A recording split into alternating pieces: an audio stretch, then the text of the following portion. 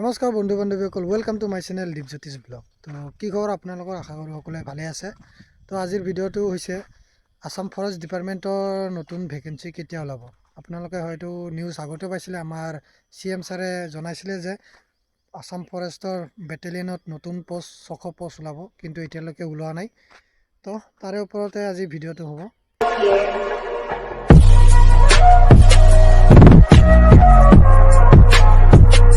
তো এইবাৰ বহুতে হয়তো অসম পুলিচৰ ইণ্টাৰভিউ দিছে। কিছুমানৰ ইণ্টাৰভিউ ভাল হৈছে, কিছুমানৰ বেয়া হৈছে।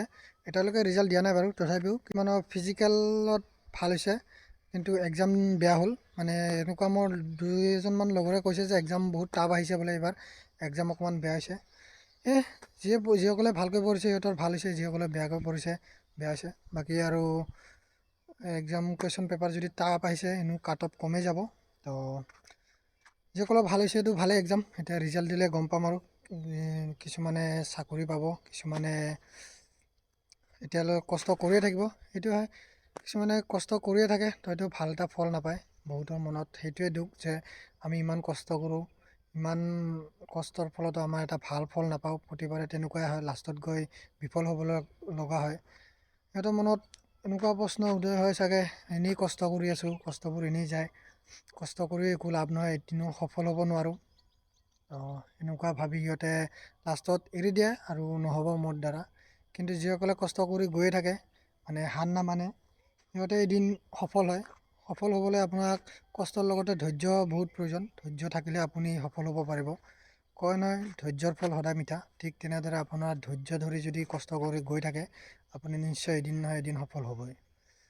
তো এতিয়া পুলিচৰ ইণ্টাৰভিউ যিয়ে নহওক, আপোনালোকৰ যিসকলৰ ভাল হৈছে সিহঁতেতো ভালেই, চাকৰি পালে পাব, বেষ্ট অফ লাক চাকৰিৰ কাৰণে। আৰু যিসকলৰ বেয়া হৈছে সিহঁতে মন বেয়া কৰি নাথাকিব, যিহেতু এতিয়া পুলিচৰ মানে এতিয়া পুলিচৰ ইণ্টাৰভিউ ওলাইছে। নেক্সট এতিয়া ফৰেষ্টৰ ওলাব আছে, ফৰেষ্টৰ এতিয়ালৈকে ওলোৱা নাই। তো যিসকলে বেয়া হৈছে সিহঁতে মন বেয়া নকৰি প্ৰিপাৰেশ্যন চলাই থাকক। পুলিচত এতিয়ালৈকে আপোনাৰ মানে যি হ'ল এতিয়া ফৰেষ্টত ভালকৈ দিব ইণ্টাৰভিউ। বাকী ফৰেষ্টৰ ভেকেঞ্চি এতিয়ালৈকে যদি ওলোৱা নাই, খুব জল্দিয়ে ফৰেষ্টৰ ভেকেঞ্চি ওলাব। আসাম ফৰেষ্ট ডিপাৰ্টমেণ্টৰ পৰা জল্দিয়ে মুকলি হ'ব। প্ৰথমতে আপোনালোকে এইটো ভিডিঅ' ক্লিপটো চাই লওক আমাৰ CM ছাৰৰ।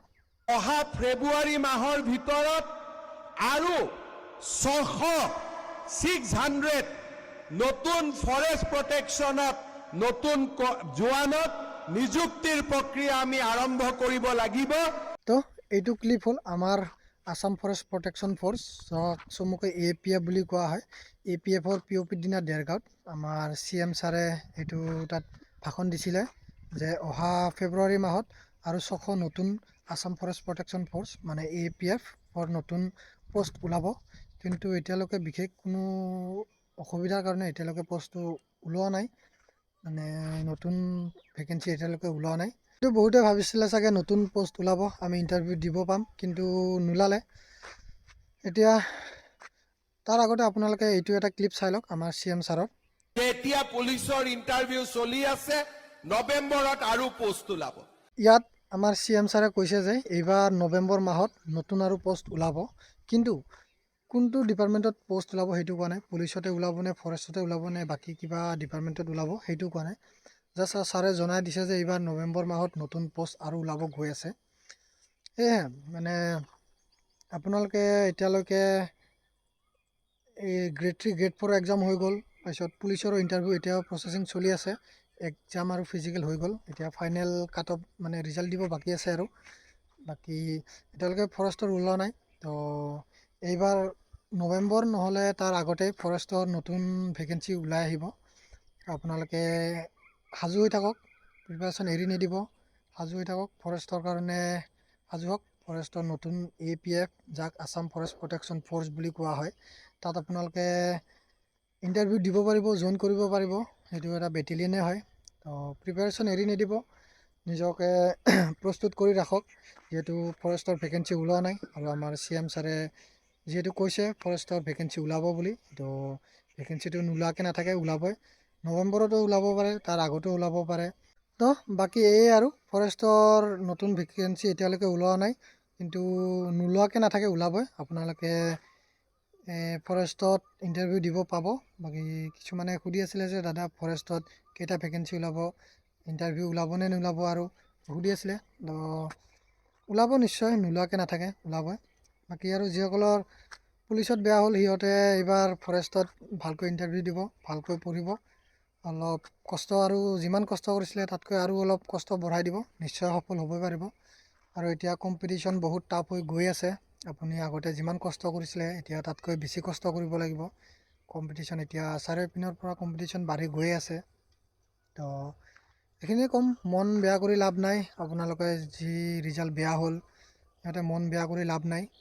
কষ্ট কৰিলে আপোনাৰ এদিন নহয় এদিন ভালেই হ'ব। বাকীবোৰৰ দৰে কষ্ট কৰি গৈ থাকক, ভাল ফল নিশ্চয় পাব। যিদৰে বাকীবোৰে ভাল ফল পাই আছে আপোনালোকেও ভাল ফল পাব। এনেকৈ কষ্ট কৰি গৈ থাকক। আৰু বহুতে ফৰেষ্ট ডিপাৰ্টমেণ্টৰ বিষয়ে নাজানে, ফৰেষ্টত কেনেকুৱা কেনেকুৱা জব আছে, কি কি ইণ্টাৰভিউ আছে, কি কি কোৱালিফিকেশ্যন লাগে, সিহঁতে বহুতে নাজানে। ফৰেষ্টত আপোনালোকে বেটেলিয়নত আহিবলৈ হ'লে কি কি কোৱালিফিকেশ্যন লাগে, কি কেনেকুৱা ইণ্টাৰভিউ হয়, ডিউটি কেনেকুৱা হয়, বহুতে হয়তো নাজানে। তো মই ইয়াৰ ওপৰতো আপোনালোকক এটা ভিডিঅ' বনাই দিম।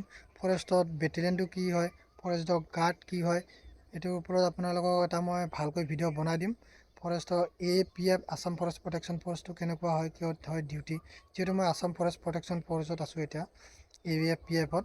ইয়াত ডিউটি কেনেকুৱা কি, এইটো ভালকৈ আপোনালোকক এটা ভিডিঅ' বনাম, ইয়াৰ ওপৰত বনাই দিম। যদি আপোনালোকক লাগে কমেণ্ট কৰিব। তো বাছ আজিৰ ভিডিঅ'ত এইখিনিয়ে। ভিডিঅ'টো চাই যদি ভাল লাগিছে চেনেলটো ছাবস্ক্ৰাইব কৰিব, লাইক কৰিব আৰু শ্বেয়াৰ কৰি দিব। ফৰেষ্টৰ মানে এইটো ফৰেষ্টৰ ভেকেঞ্চিৰ ওপৰত ভিডিঅ'টো আজি বনাই দিলোঁ। মানে কিছুমানে কমেণ্ট কৰি আছিল যিহেতু ভেকেঞ্চি কেতিয়া ল'ব কেতিয়া ল'ব, তাৰ ওপৰতে এইটো ভিডিঅ' বনাই দিলোঁ। তো বাছ আজিৰ ভিডিঅ'ত এইখিনিয়ে। থেংক ইউ ফৰ ৱাচিং this channel and bye bye. জয় হিন্দ, জয় শ্ৰীৰাম।